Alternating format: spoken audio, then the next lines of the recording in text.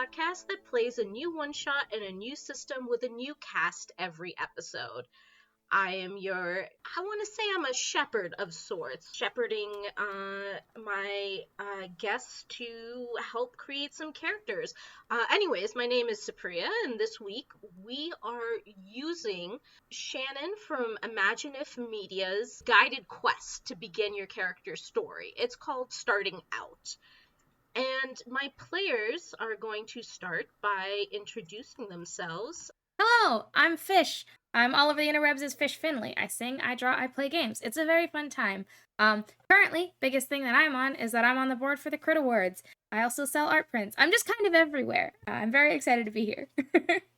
Hi, I'm Star. I am a podcaster. Occasionally, you'll find me on an actual play.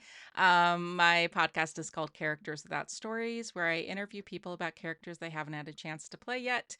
And I'm very excited to play with these two lovely people. Hello, I'm Feral Moonbeam. I mostly live over at the Heart is a Dungeon, where I'm a performer and do the art for the show. Super excited to be here and play pretend with you guys. Woo. Thank you all. So, in Starting Out, it is, as I said, a guided quest to begin your character's story. And it is a resource that is meant to help you as you create your characters. Think about the sort of questions that will help you mold your character into a living, breathing entity that you put out into the world. It is great for new and returning players, but I imagine sometimes when you're new and a resource such as Starting Out, you might not know where to start. So we're going to, my three players are going to start with zero concept. And they're going to basically share with us how they are going to use Starting Out to create this character completely from the ground up, starting with some randomly rolled tables. So Shannon talks about how a character is made up of their head, their heart, their hand, and their hope.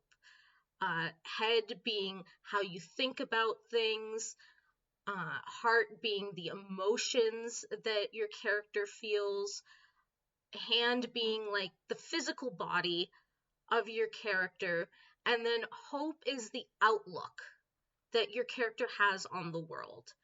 And then for these four different categories, she has given us a table of 1 to 20 to roll on. As examples of how you could create your character. So I'm going to have each of my players roll 4 times, one on each of the tables, to create the beginnings for their character, and then we will together find out how we can use those small pieces to build a fully fledged character.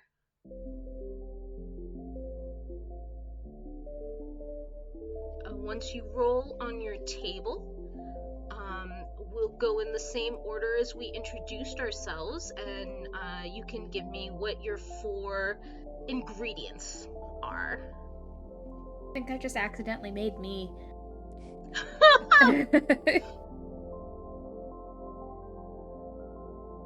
All right. What did you get for your head, your heart, your hand, and your hope? For head, I got scientist. For heart, I got intuitive. For hand, I got builder. And for hope, I got something up my sleeve. Ooh, very nice. For head, I got perceptive. For heart, I got passionate. And for hand, I got muscle. And for hope, I got scientist. For hope, you got scientist. That's interesting. It'll be interesting to see how having a scientist for a head versus scientist for a hope will change the characters. Yeah, I'm excited to see where it goes. For head, I got astrological. For heart, animal communicator. For hand, I got farmer, and for hope, I got go with the flow.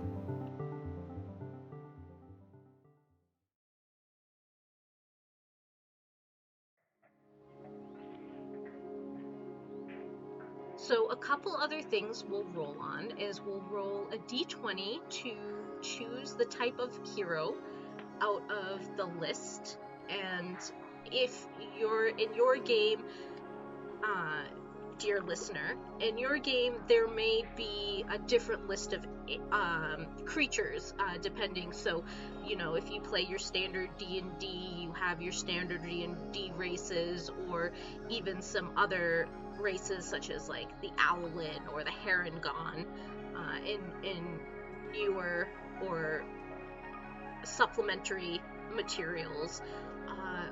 If you play Wander Home, you have all of the animals that you can possibly think of as your choices. So this will change for you depending on which game you're playing. But for now, we will roll on the table.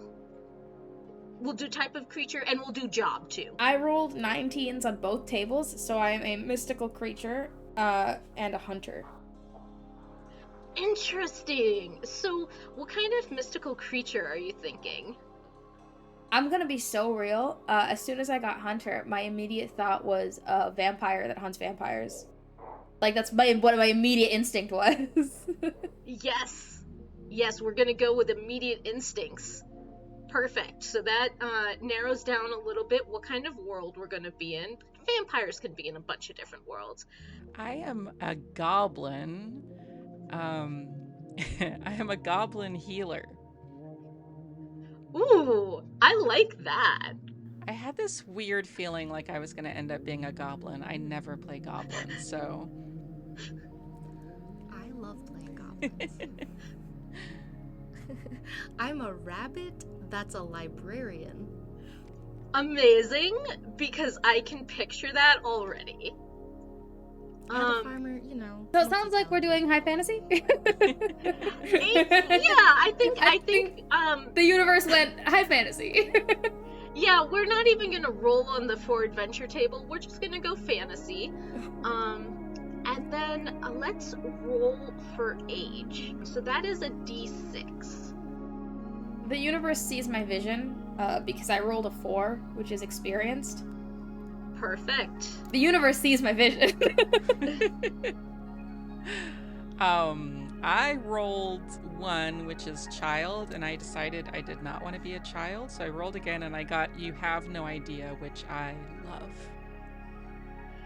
Interesting. We'll have to find out what that means for how your life is gone. Why do you have no idea? I got experienced. Okay. I like that that's vague. Yeah, I like that that's vague as well. Experienced is going to be what you make of it. That might be experienced for a rabbit.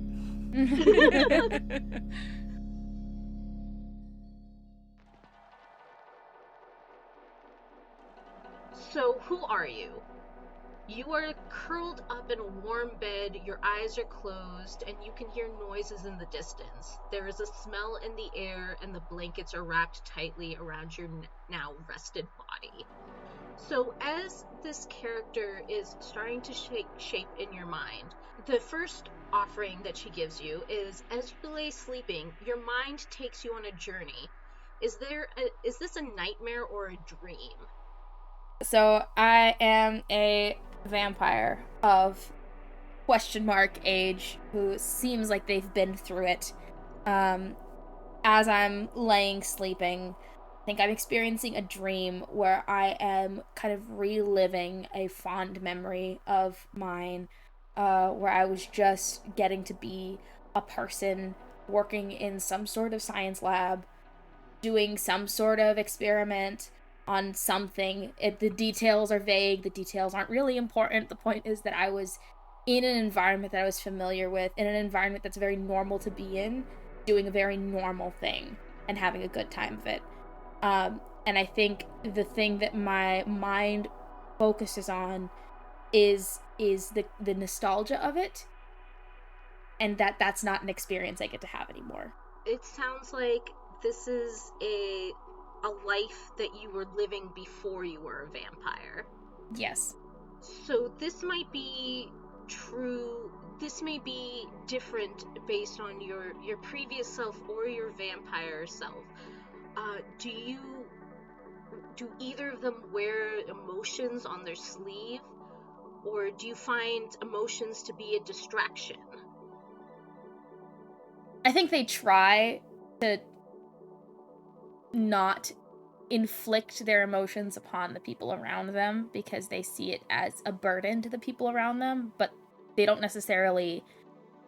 I wouldn't say they hide their emotions, more so because they're bad at hiding their emotions rather than them like it's not that they're not trying to be like, oh, this isn't your problem, I don't want to make it your problem. They're just bad at not making it your problem kind of deal. So and does that part of that characteristic, is that based on something you rolled or something that you are adding to your story? That is based on something that I am adding to the story, because I rolled head is scientist, heart is intuitive, hand is builder, and hope is something up my sleeve. And so I think having an element of trying to be secretive is kind of is kind of playing off the hope of having something up my sleeve, because like whether or not I'm good at it is one thing, but like I'm still trying to like kind of con or plan or like have a secret of some kind. And then for the heart being intuitive, I think it's important. I feel like part of intuition is being in tune enough with what you're feeling to be able to figure out what it is that's causing that feeling. But that doesn't necessarily mean that you're understanding your feelings enough to process them fully. And so I'm kind of combining the two into like wants to be kind of to themselves, wants to be secretive, but isn't good at it. And so is like in theory understands like this stimulus led to this emotion, this stimulus led to this emotion. I need to keep this information if I want this to be a thing. I need to keep this information if I want this to be a secret. But like they're not very good at juggling all of those things at the same time. Do you have an idea of what you look like? You're probably not looking in a mirror. No, that doesn't really work super well for me, no. I think I look kind of out of place.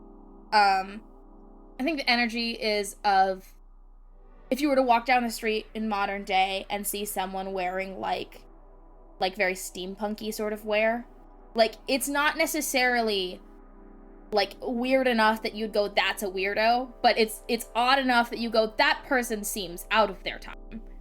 And that's the aesthetic, is very like steampunky but also like modern. Would your character rather focus on the right here and right now, let's not worry about dreams, or are you more of a dreamer? I want to do a similar thing to what I did with the feeling emotions, in that it's kind of both. In that they try to focus on the now, because remembering the past becomes a like, okay, but that's stuff that I can't do that anymore. I don't experience that joy anymore. I don't have those people in my life anymore. Like it's almost painful to look at the past. And so they try to focus on the now and what their next step is and whatever, but they can't help it. And so when they dream about their past. When they like experience really strong feelings, it gives them flashbacks to their past, kind of deal of like they're trying very hard to focus on now so that they can forget the past, but it's not working well.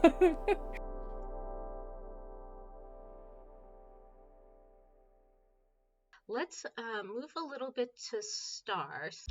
Do you feel like the character that you're imagining is the planner, the strategist, the leader, a silent assassin, or something else?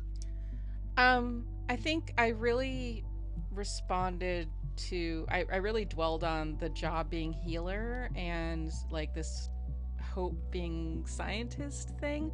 So I feel like I'm envisioning a woman who is very pragmatic because she is a healer. She has to be like in the moment making decisions. And I think because she has no idea how old she is, she's been around a while. And so I think that she is a leader. She is the one like in the triage, like saying, you go here, this person needs this, that kind of thing. Okay, I love that. Putting together the scientist and the healer, and you get a leader. Who is in your world with you? Definitely all of the people that she works with on a daily basis. I imagine her being more of like a war medic than like your typical neighborhood doctor.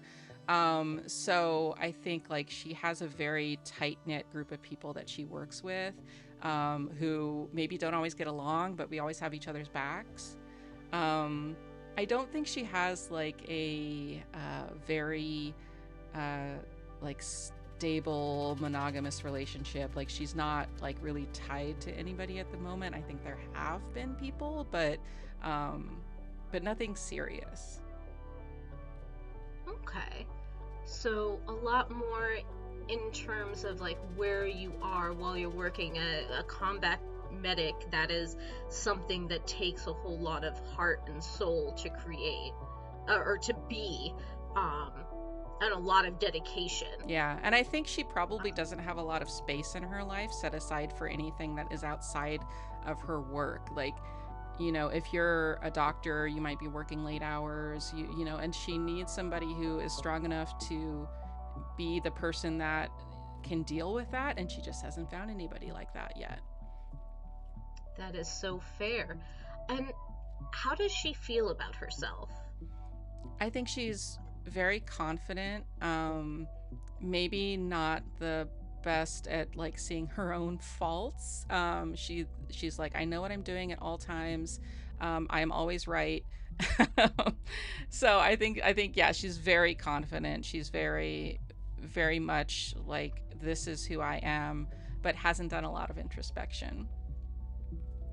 So, did that piece of her personality, did you draw that from one of the four things that you rolled, or is that you adding to her story? I think it's kind of, you know, I went back to passionate for heart. I think that she is a very strong advocate for people around her. I think she is like, you know, wants, you know, she is a combat medic, but she doesn't want war to happen. So she is very like passionate, like, why is this happening? This needs to stop. Advocating for her patients, being like a champion for her friends.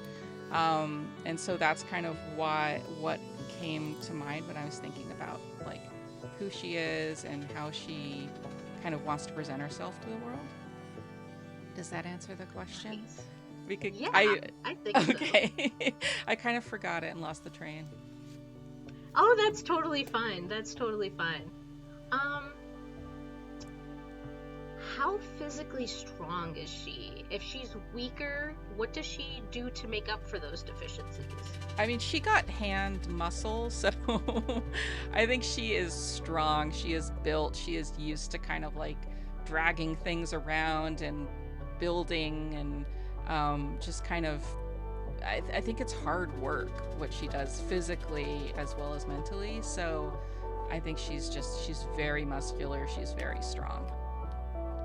I like the way that you took the healer aspect and the muscle aspect, and there are some people who might feel like how the two of them mix, but you have made them mix into, you know, a truly, that is what a combat medic would need, is both the healing but also the strength in that kind of situation. So that's really great to put those, that's a really great way to put those two together. Do you think lately she's been taking time to really be in the moment? I think she's like, I think in her work she is so constantly in the moment Like she constantly has something to do, somebody to respond to, somebody to take care of. There's always somebody that needs her help. She's in the moment, but her moment is her job. Like she is single-minded. I think when she is not working, when she is not part of that, she does not live as much in the moment.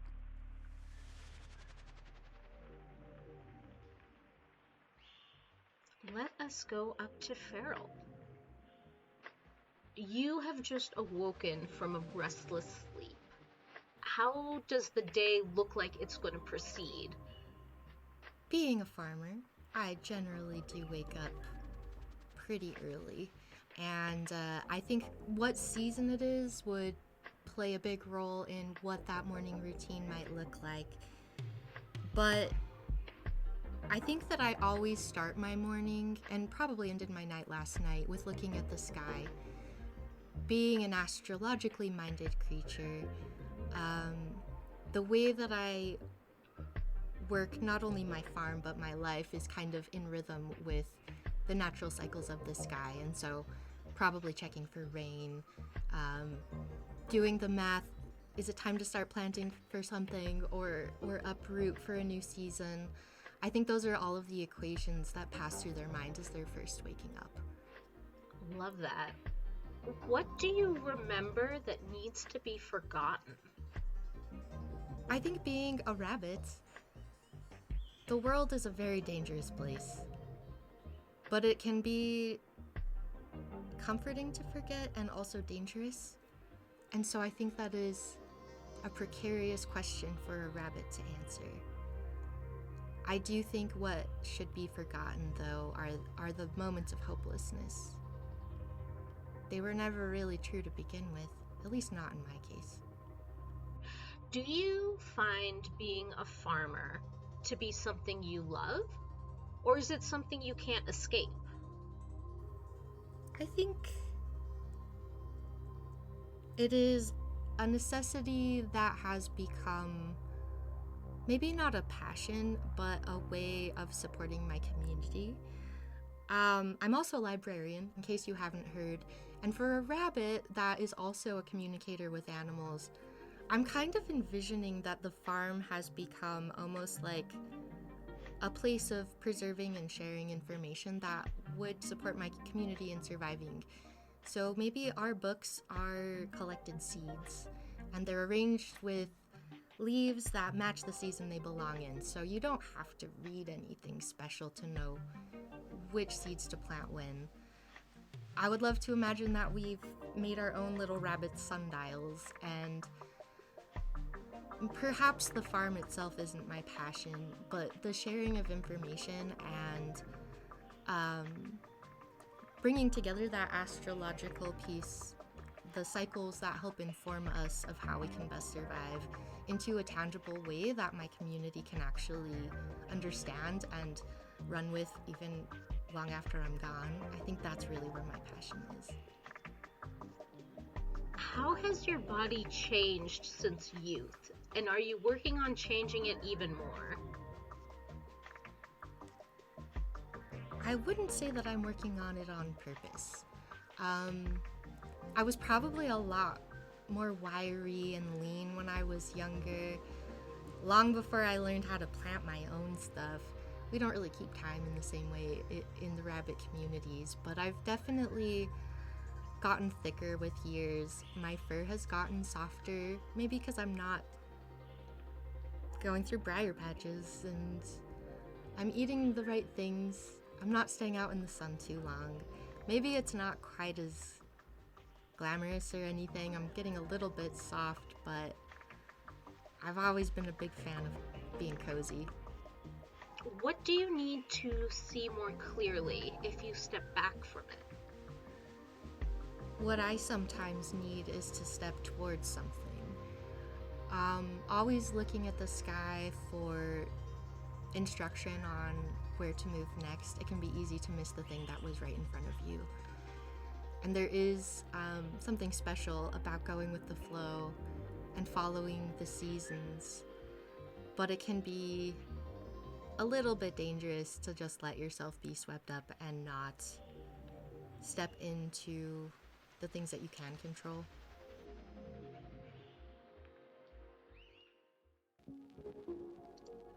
So I'm going to step us back for a moment and talk to the three of you about your process. When I asked you those questions and you thought of the answers, did you find it help you? What did that do for you in your character creation process? For me, it's really helpful in just like having informing answers to those sorts of questions. Kind of helps anchor your like role play of like how's your character going to react in insert situation here. And 90% of the struggle when I'm coming up with characters is just making those smaller decisions, and also like trying to figure out which of those questions is quote unquote important to answer. Because like when it really boils down to it, every single character has those like, when I go to sleep, I had a dream about like something, or I woke up and like now I have to take on the day, and like there's smaller things that your character goes through on a day-to-day basis that you may not necessarily be RPing out in a game, but is really helpful in parsing out the understanding for what your character's like thought process is like, what their priorities are. And so for me, answering those questions really does help with like, sometimes you just need to like pull an answer out of the hat and then run with it. You don't need to overthink everything. And so for me, that's what that does for me, is it keeps me from the indecision of like, oh no, what would I pick? What would be true to this character? And just kind of going, okay, let me just answer this question and then I'll build the character around whatever this answer ends up being. That feels so true to me. Some of my characters, some of their greatest like things about them that I love come from either a question like that, or when you're playing in the moment, someone asks you a question like, how did you get this job? And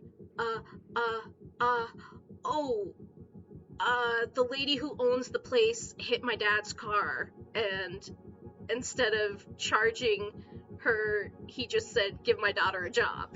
And it's not something that you planned beforehand, but it becomes a part of it, and asking these questions can help you do that even before you get into the role play. You mentioned, Fish, that sometimes it's hard to decide which question you should answer. Do you have any suggestions, like, based on this interaction? Does that give you any ideas of how to approach it in the future? Yeah. So when I said like which questions are important to answer, I mean more so of like in any other like game or whatever. Let's say I'm building a character for like any other game. You kind of start with like what is the story I want to tell, what is the personality that I want to play. And then it becomes then I find difficulty in narrowing down like, okay, I want to play a standoffish character. What specifically about them makes that vibe come across? And that can get really difficult to like figure out what is the thing that I need to describe that then carries this vibe of character. And the long and short answer is there isn't like a specific question to answer. It's just the small things about like, what is the character, when the character looks up at the stars, what do they think about? Like, just like random little things, and those little things build up to a personality. And then if you want to play a certain kind of vibe of personality, sometimes you just have to just throw answers at things. And so this particular kind of character building that we just did was super helpful, because it just gives you a list of questions that you can start answering. You don't really need to think about what is important or not important to answer. You just answer the things, and then as you're going, you start to get a better idea of like, oh, okay, hang on. Okay, I'm gonna play a vampire, and it's gonna be a vampire who hunts vampires, who used to be a scientist and is kind of ashamed of their current existence. And now we can just kind of run with that. And now And all that came from like, hey, they're sleeping. What are they dreaming about? Like, it's just like little things can kind of give you those pieces that then help you figure out what to anchor their personality on. One thing, Farrell, I noticed is that some of the questions I asked you, you redirected. You said, you know what, that question doesn't really speak to me, but a slightly tweaked version of the question does. How did that work in your mind? I was actually thinking about this while Fish was talking about, like, even knowing what the right question is to answer. Sometimes there's almost an instinct that can arise out of being asked the wrong question. I might not have even realized that until you asked it, but then hearing it, it was like, well, I don't think my character would think about it in that way. And so it was still a very valuable question because it prompted me to an answer more appropriate to my character. But I kind of even think about, I like to use tarot cards sometimes, or even astrology when I'm creating my characters, and sometimes the wrong answer leads me to the right answer. Like, this card really just doesn't sit right, but because of it, now I have an idea that I'm running with, and I might not have gotten there without it. 100%. Exactly that. Yes, I love that. It reminds me of like when you're trying to decide between two things, and if you can't decide, flip a coin, and then your reaction to that coin flip is what tells you what is the right answer. Star, what was your experience like in answering those questions? So when I first started playing TTRPGs, I was playing D&D, and I tend to build my characters in response to some sort of detail in the world or some sort of question that I want to ask. And so, like, what if blah blah blah, it was blah blah blah. In D&D I might be like, oh, I want to play a cleric of this, and I think that would be interesting, so how do I make that? But I've been more and more I've been making characters for games like Liminal Horror or Mothership, where pick lists are very much like pick lists, and roll tables and all of those are very much part of the game. And I think it's something that I struggle with a little bit. Like, I'm like, tell me what the world is and I'll build around that. So it's interesting to come and build the character first. I think that pick lists are good at, or roll tables are good at giving you two things that maybe are in opposition or don't really make sense, and then you figuring out how to make them make sense is important to building the character. Like, looking at it, I'm like, why is Hope a scientist? What does it mean to be a goblin healer? And then, things that may seem opposed are not actually opposed once you come down to like having fleshed it out. I'm also a huge fan of a good prompt, answering questions that make you think a little bit more deeply, or make you question some of your initial responses, or things that you would kind of just go back to repeatedly, you do again and again in a character. I think it's a good way of kind of shifting it and making it more surprising. And what is a type of question on Characters Without Stories that you might ask one of your guests to force them to flesh out their character a little bit more? Well, I think people come to the show with very different kinds of characters. A lot of people are coming with like a very detailed character because they were very excited to play them and then never got the chance. And so they've kind of like embellished the character in their mind to the point where there's not a lot. Like, I'm asking them about their character, but I'm not asking them to flesh it out because they're already fleshed out. I think, at the end of the episode, I always ask something for the player to answer, for the guest to answer something in character as their player. So I have just a list of questions, and they can be really innocuous. Like, what did you eat last night? But even that, I think, can be illuminating when, sometimes I will ask follow-up questions, and it's that conversation that helps, I think, that people maybe haven't thought about those details, and I love a detail. These were more kind of expansive and thoughtful questions, but you've also seen that even more simple questions can help guide how your character is. Yeah, I mean, I had an interview just recently where I was talking to somebody and I think I asked what their favorite food was. And they said, oh, my mother's stew. And so I was like, well, does your mother still make it? Why is it important to you? Like, is it every time you come home you're looking forward to it? Or is my mother's gone and now this is something I remember her by? So I think even small details can really help you ask other questions. I think an important point with all of these questions is important quote unquote bit isn't answering the question. It's more of like using that question as an avenue to gain a better understanding of the character you're building.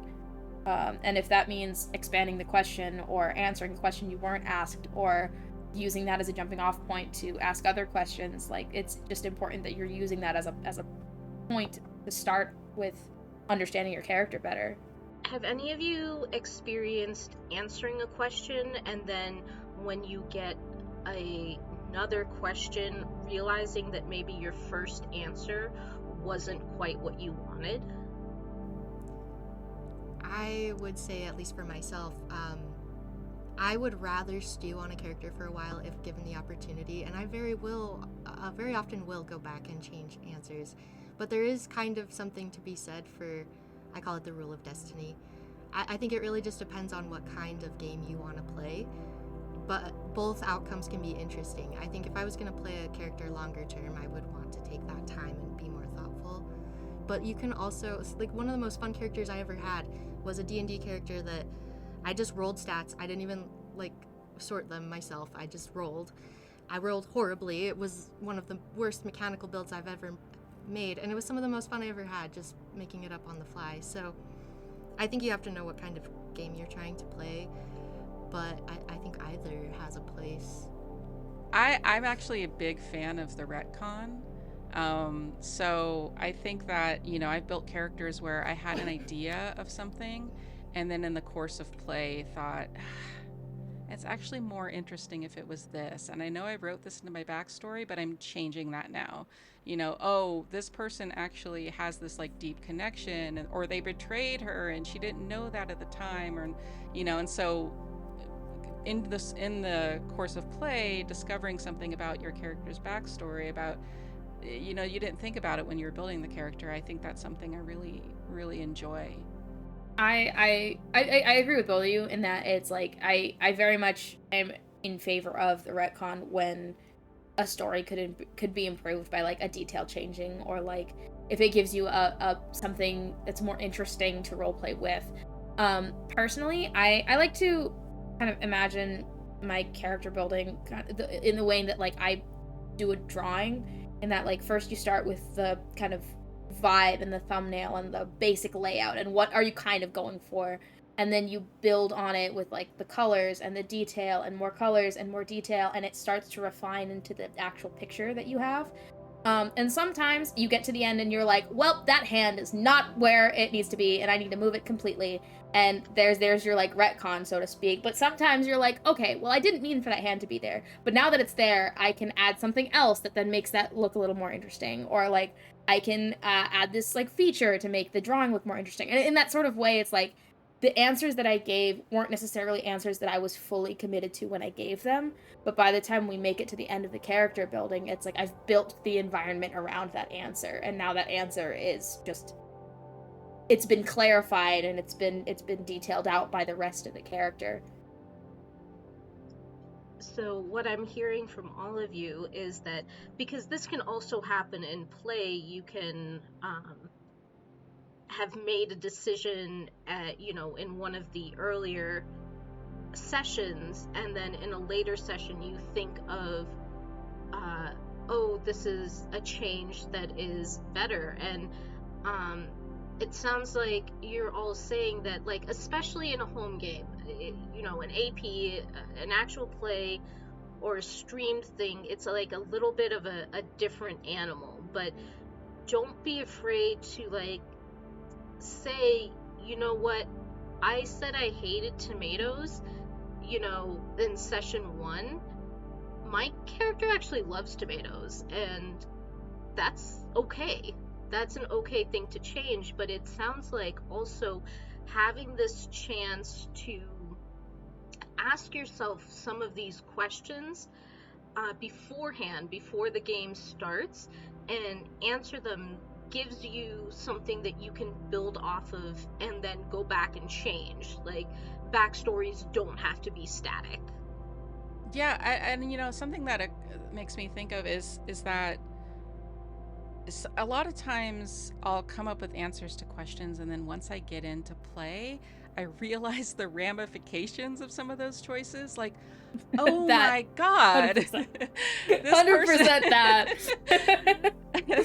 this person has never been in love. What does that mean? So I think that, or oh my god, I made them 16. That means blah blah blah. It's I think it's fun to you're finally taking those questions to logical conclusions that really change your ideas. To expand on that, and I think some things Fish said kind of weave into this too, I think there can be a danger in spending a lot of time writing a really elaborate backstory. I'm sure probably you guys have been in the situation where I could tell you everything that ever happened to them, but then the first time I'm asked, like, what do you like to do for fun on Saturday? It's like, I didn't. Actually, playing what somebody is like in a moment can be informed by their backstory, but if you haven't really thought about what that looks like, you can feel so prepared and then suddenly realize, like, what is my actual personality like in real life? And I think that's where some of my blunders have come, where I've wanted to take things back, was I had put all my eggs in the wrong basket, and so then my reaction was maybe not exactly what I wanted for that character. But also wanting enough flexibility to kind of have that collaboration with your other players too, and see what that chemistry is going to be. But the questions do help. They kind of pull you into that present moment of, like, what is my character doing right now? How would I react to this right now, and not just some backstory? To kind of jump off of that, the way that I typically write backstories for characters is I'll usually give myself, like, an anchor trauma, so to speak, of, like, the big thing in their life. When you ask, like, why are you the way you are? And they point at that and they go, like, that was my anchor trauma. And then I give myself pockets of, like, stuff happened, more stuff happened, and now we're here. And then I'll play usually, like, the first session or first 2 to 3 sessions. And based on how the character kind of manifests in the RP, in the game, in their interactions, like, I'll let that inform the specifics of all the stuff that happened. Like, I'll basically write the backstory in more detail after I've played the character a little bit, because I think a lot of times, like, knowing what your character is doing right now can sometimes be just a tad more important than, like, what was that major trauma that happened to them years ago. It's like, that's great, that's fine and dandy, that can inform how they react now, but how they react now changes what's happening right now.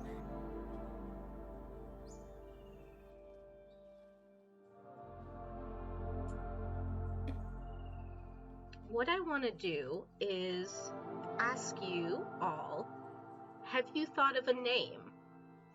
My rabbit's name is Cedar. Cedar. I like that. My character's name is Talon. Talon. With a Y. Ooh, I like these. Yeah, I feel like she would have a name, but she has gone by a nickname so long that she's almost forgotten it. Like, she never uses her given name, so I think everybody just calls her Grandma.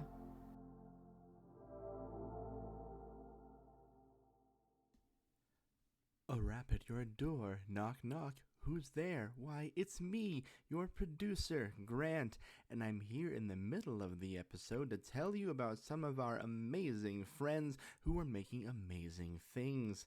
Starting with our friends over at Novel Games.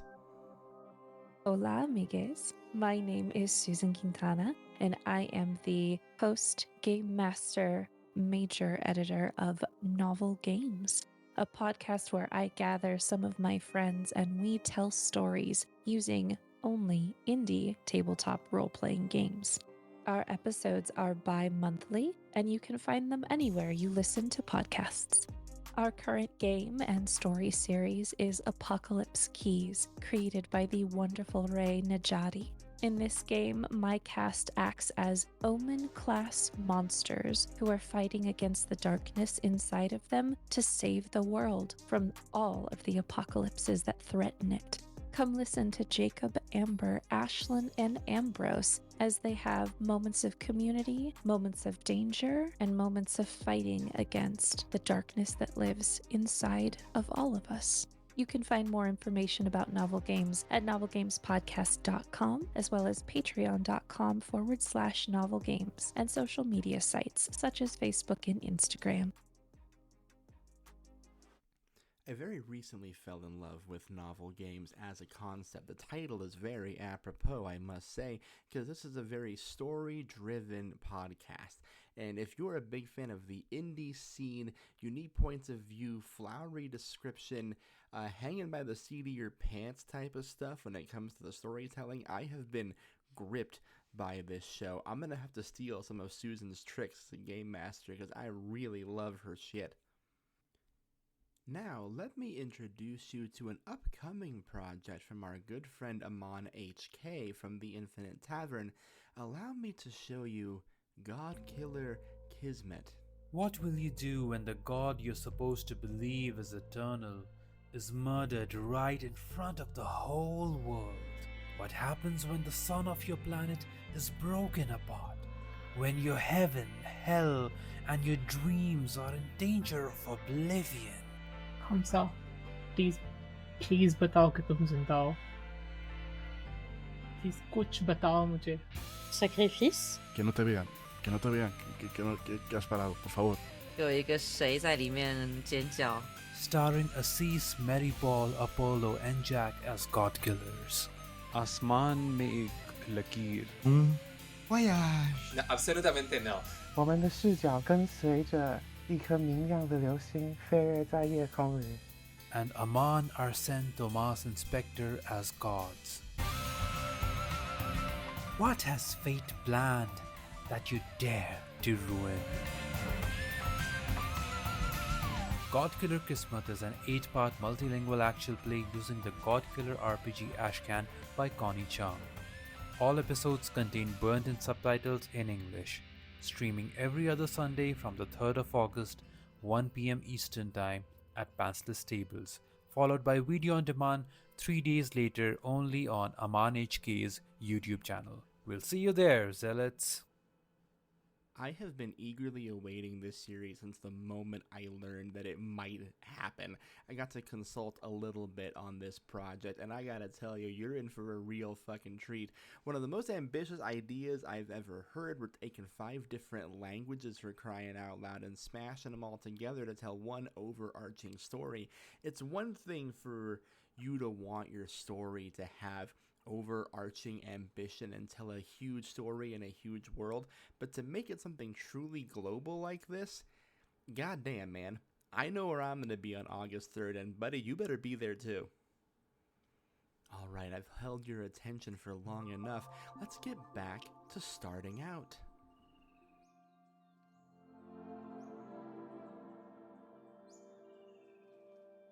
Let us go a little bit into our scenario. If you all have 2d6, we will do a sort of 2d6 system where I think it's 1 to 6 is a failure, 7 to 9 is a mixed success, and 10 through 12 is a complete success. And anytime anything that we've talked about comes into play, in terms of if, for example, Star, if Grandma is healing somebody, then take a +1.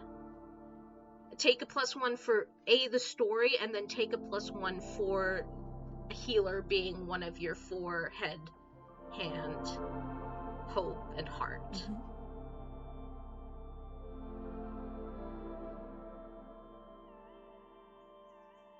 We have to imagine a world where these very different creatures are all together in one place and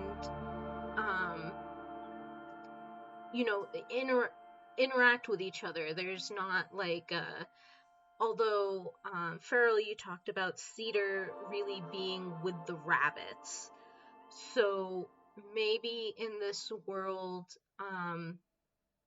maybe there is like specifically a rabbit colony that you work with, but you are visiting like the bigger city that is nearby, maybe for some sort of market day, bringing some of your vegetables, some of your surplus vegetables that didn't go to feed your rabbit community to the other people in the city that can use the fresh fruits and vegetables that you can provide. Grandma is taking care of people in various combat situations, but it has been a little bit of time of peace. So a lot of the wounds that you are right now dealing with are things like a scraped knee or like a broken elbow from someone falling off a roof. It's been a while since you've experienced war. Maybe you too are joining this field festival, a farmer's market. What might you be doing at the farmer's market? I think, like I said, she's very practical, so I think she's always prepping. So I think she's like, is there food? Are there supplies? Are there things that I can stock my, hospital or clinic or my house or whatever that are going to help me in the future? I think maybe she's passionate about like a certain kind of food, like she loves like a good cup of coffee, so it's like also she's like, oh gosh, if I go to this market, maybe I'll see my favorite coffee seller and get a really nice cup or something like that. Talon, can you go out in the sun?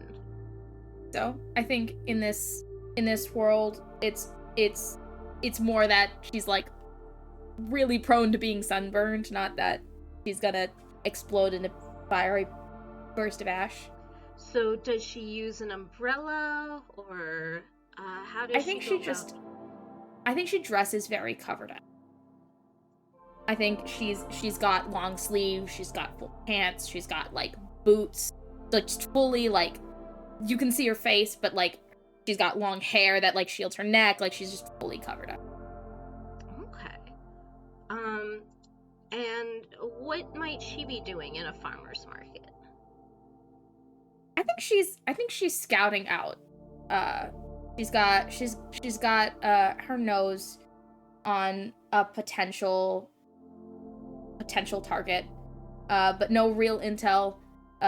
So she's just scouting out, trying to like she's at the farmer's market trying to just kind of see how people behave with each other. So she's very much people watching as she walks through. Okay. And what is something that anyone who looks at Grandma might clock immediately about her? I think she always walks with purpose. Like she leans forward while she walks, always walks in a straight line with her, chin forward, and is not, she'll kind of like, she doesn't weave her way through a crowd. She just walks straight through it and expects people to move out of the way, but she's tiny.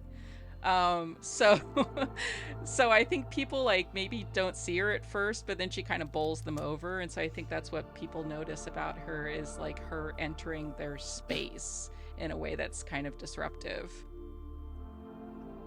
And Cedar, what is something that any passerby might notice about you? Well, I have a lot of stuff that I have to bring with me, and I'm pretty small. I'm just like the size of a normal rabbit, even though I can talk and stuff. And so I actually ride into town on an emu. They have a little hat that they wear that I sit on, so that I can get a good view. It's a little bit more agile than a horse. So that's what everyone would notice, is this emu packing vegetables with a rabbit sitting on their head. Perfect. I love that so much. That's the best visual I've had all day. Do you have a name for the emu? We're gonna call him Penny.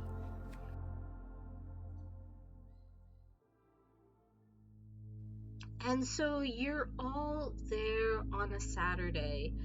Cedar, while you were riding in on Penny, you may have glanced behind you and seen, is it like black clouds? You're not sure. There is a darkness on the horizon. It is, it's never a good day when the sky surprises me, so I definitely slow down and start to sniff the air to see if I can detect anything. Give me a roll. That's an 8. Oh, there is a smell. It does not smell exactly how you expect it to. You are passing fields that have like the aroma of cinnamon. There's some jasmine. You're expecting these kind of heavenly smells of beautiful flowers and spices, but there is something else on the air that smells off.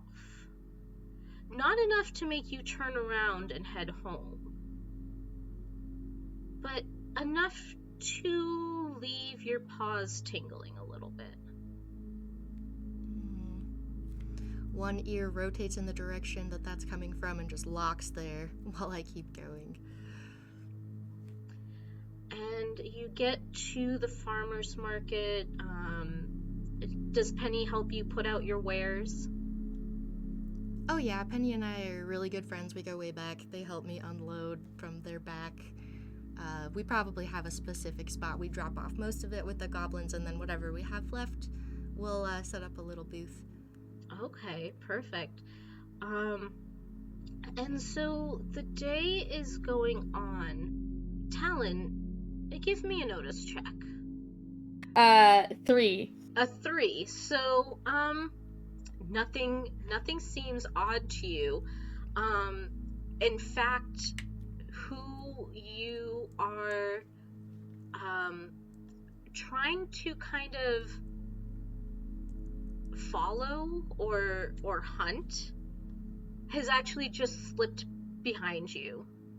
We can see a sort of comical, like, they're creeping out of the way as you walk forward into the busy little square, unawares. You know they're around somewhere, but you didn't realize that they just crept behind you.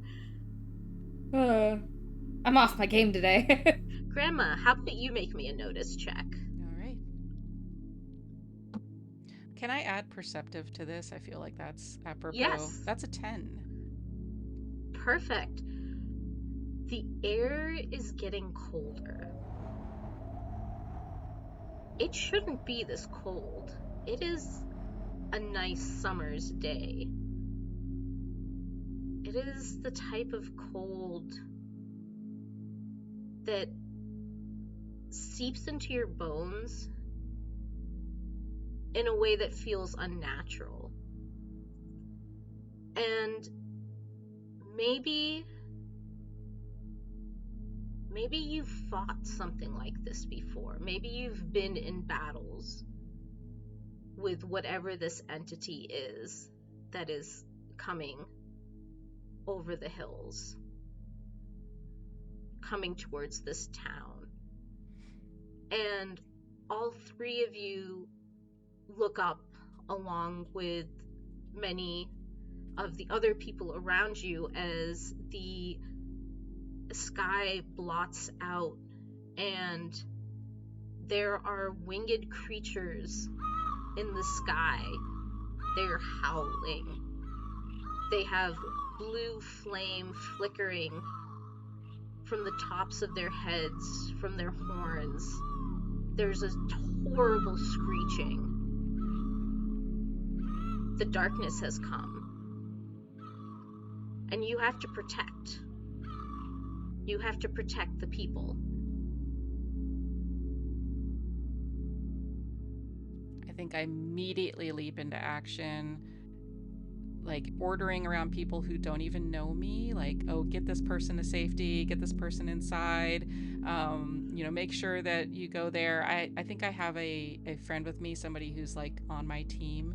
And so I tell him, like, go back to the clinic, make sure that somebody's there in case somebody gets injured. And then I'm trying to find some sort of vantage point so I can see better what's happening, so I can prepare. When you're as small as me, a regular old vulture is pretty scary. I've never seen anything that big. Being an experienced rabbit, my first instinct is to just start digging. I'm tunneling into the ground. It has been a long time since they've had to react on instinct like that, and they may later regret reacting in that way. But being a rabbit, when the shadow of wings passes over you, you start digging. I think it'd be interesting if whatever darkness this is had a role in Talon's becoming of a vampire. Okay. And so it's like a she hasn't had to deal with that a very long time. She's basically been dealing with the consequences of that for a very long time. And so I think her immediate, she turns over her shoulder to see this kind of encroaching over the horizon, and I think is immediately struck with like, oh no, this is bad, not again. And then kind of has to shake out of it, and like the camera kind of zooms in and she watches like she like shakes the worry off of her like rain. Like it's there, it's very present, she's wet, but she's not like she's like, this can't be the worry right now. Okay, next step. What's the next step? Oh, someone over there is ushering people to safety. Maybe I can do a similar thing. And kind of joins in to who I assume is probably Grandma, ushering people to safety and trying to be useful, trying to be helpful. I think she's got a mask on the lower half of her face, like a piece of fabric just kind of draped over her ears, so you can really only see her eyes and her hair, and nothing on the lower half of her face. Yeah, Grandma will fully accept your help and start ordering you around. Is this, Talon, something that you're prepared to fight? I don't think so. I think she's flying by the seat of her pants. I think she's gonna try to seem like she knows what's happening. She has no clue. She just knows it's bad. Cedar is underground right now. Grandma and Talon are both leading people into safety. Grandma, you are leading them. You know that a nearby temple has a basement where they keep grains and the like when there is a surplus, and you lead them that way. Do you think it's a temple that you frequent, or is you just happen to know that it's there? I think I happen to know. I don't think that Grandma is religious. Okay. And Talon, what do you think you're herding them towards? I am herding them towards wherever Grandma tells me to herd them. I think is the vibe I'm in of I can't focus on how scared I am right now. I have to focus on being helpful. Oh, look, there's someone giving instructions. Give me an instruction. And just basically just being hands, extra hands for Grandma. Like that's where my head is at right now. These creatures that some of you have only heard of in legend, some of you have battled, and some of you have lived a result of tangling with them for years, they start to rain down blue fire on the town. As you are ushering people into the temple, into the basement of the temple, a beam comes falling down. Both of you, please try to avoid this beam for me. A 6? 11. You see, Grandma, you see the beam fall on this person that you've probably seen before out of the corner of your eyes. They're striking in their own way.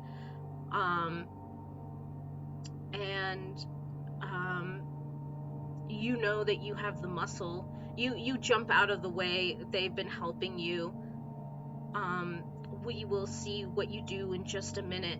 Cedar, you feel the ground around you start churning. Once Cedar is underground, they're able to take a breath, relax the initial instinctual panic, and they are an animal communicator.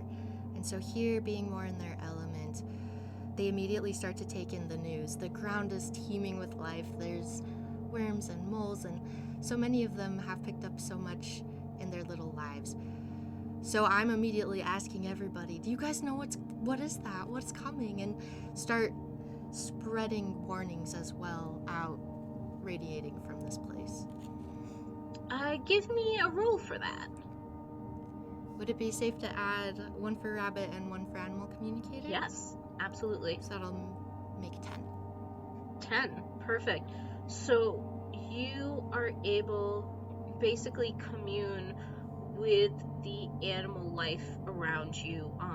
The bigger folk, when they experience this attack, they're not thinking about the worms and the moles and the like, but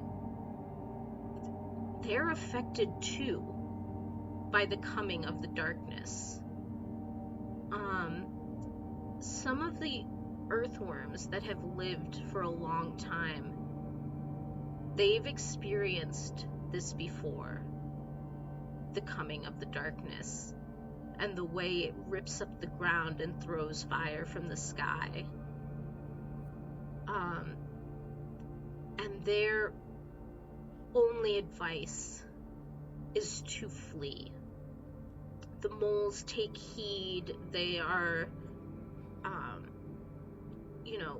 going back and forth, trying to avoid these kind of tendrils of a plant that you've never seen before crawling out of the ground.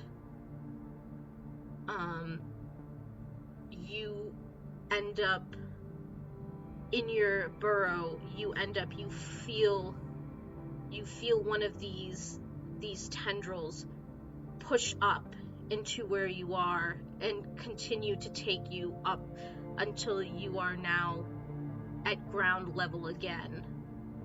And you see all around you these teeming, these dark purple tendrils that have ripped up through the earth.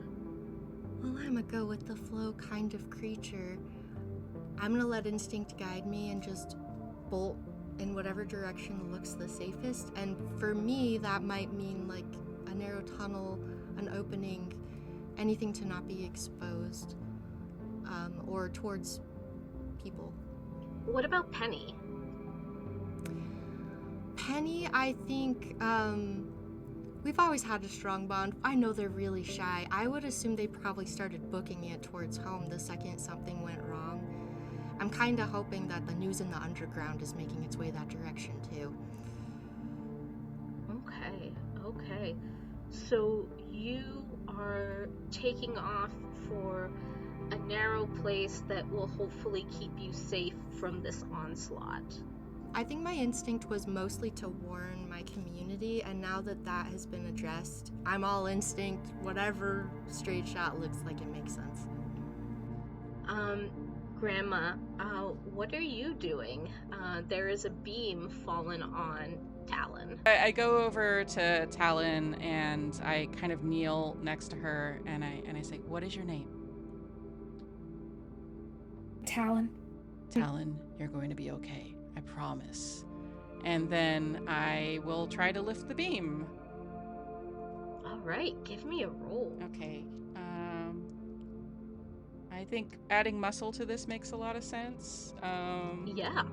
So I don't know. This feels like a very Minds kind of task here. Wow. Okay, that's a 12. Tell me how this looks. I think if anybody was watching, they'd wonder how the hell this tiny goblin is going to lift this massive beam. But like she just, I think like she's small enough that she kind of crawls under it and then just like puts her hands up like muscle man over her head, her muscles straining, and then just kind of shoves it to one side so that Talon can kind of wiggle away from it.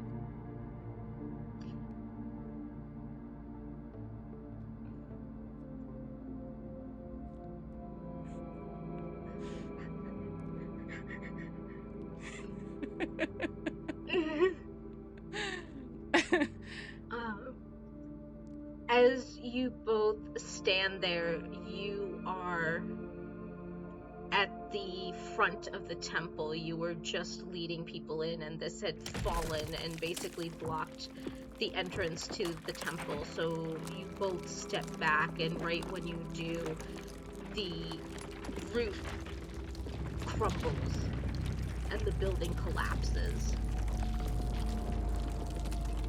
There is blue fire, there is these purple tendrils coming up. You see buildings falling around you, and you only know to take cover as best you can. It takes about another 10 minutes of finding a safe place, and then the darkness passes by. It seems to have done what it wants to do, and it's moving on to its next target. And the three of you find yourselves as some of the only people who are left standing after this is all over. I think it's really interesting that Fish suggested that the darkness actually is part of what turned Talon, and I think I'm going to take that and incorporate that into this, that any survivors of an attack by the darkness find themselves changed, not just by like the gravity of what they've experienced, but also a power within them. Talon, what is the new power that is blossoming in you? I think I'm gonna use this opportunity to bounce off of one of the roles that we did, because my heart was intuitive. I think it'd be cool if Talon gained almost like a spidey sense, but like for people's emotions, like the people around them, like just kind of like a oh shoot, someone seems like they're having a bad, like kind of empathy, but like less intense than like I feel their feelings kind of deal. Yeah, you more of an awareness. Mm-hmm. Grandma, what do you think is the power that's coursing through her? I think that as soon as we felt like we could come out of hiding, like the entire time we were in hiding, I'm just like this just completely tense, every muscle like wanting to run and knowing, being perceptive enough to know that she can't run out there, that if she's going to help, she can't die. And as soon as the danger passes, she like runs out thinking, this temple collapsed, things are growing out of the ground and I led them there, and starts just digging, like doesn't know what's happening. And I think as she does that, her nails elongate and turn into like claws for digging, and she, I don't think she gets very far, but I think that it's like this scrambling with this like new intense, like the intensity of her feelings, but also just it's given her a tool that she wanted so much in the moment, but is nevertheless ineffective. Initially, there's a heightening of senses, and maybe it's more to do with just the trauma of the moment, seeing such little life left, that Cedar goes and starts digging too to help a friend they haven't met yet.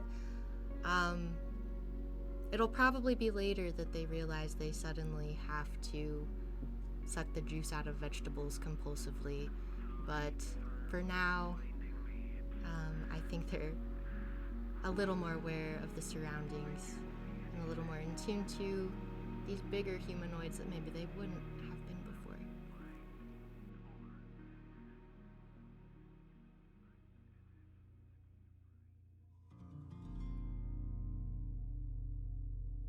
We are going to close on this scene right now. As the three of you stand there, you have come together. You are near the temple. Two of you are clawing at the dirt. Talon can feel the anxiety and goes to join. And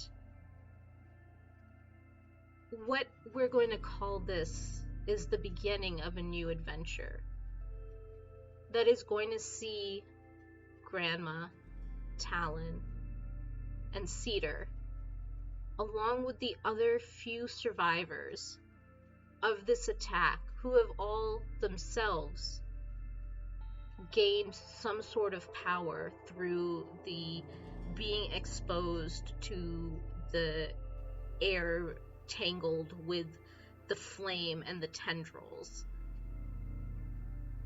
And you will start a journey to hopefully end the land of the darkness.